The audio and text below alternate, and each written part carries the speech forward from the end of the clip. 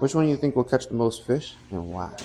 Tungsten or lead? Let's start out with the lead. Most people know about the lead, especially beginner fishermen. Lead weights are cheap, really accessible. You spend a little bit of money, get a lot of these, right? Here are some of the pros. When these get snagged up at the bottom of the lake, and you lose these because you got to cut the line, it's not going to hurt the bank. So you just rig up another one and cast probably in the same spot.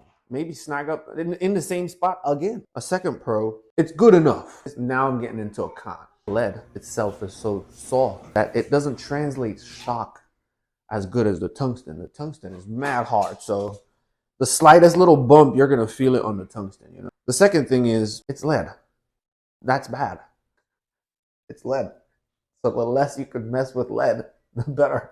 The sooner you can make the upgrade to tungsten weights, the better. And it's just better for the environment, right? When you start figuring out that you actually like to fish, and then you figure out not only what baits to use, but how to use the bait. This is my Texas rig, baby. Yum Dinger, extra wide gap hook with a tungsten weight. This is kind of like a Tony Hawk skateboard compared to a Target knockoff skateboard. You know what I'm saying? Let's get into the pros. The tungsten weight, super hard, bro.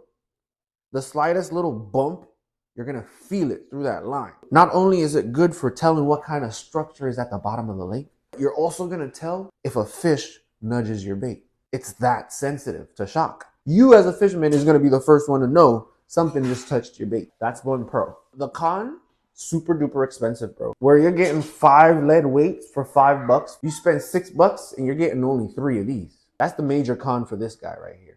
But at this point, bro, you're already catching slabs. You already know what the bottom of the lake looks like or feel like. It's worth the investment, for sure. For sure, it's worth the investment. But anyways, the difference between tungsten weight and lead weights, let me know in the comment below. Which one of these you think is going to catch the most fish for you? It's energy. We all about the energy. We out of here.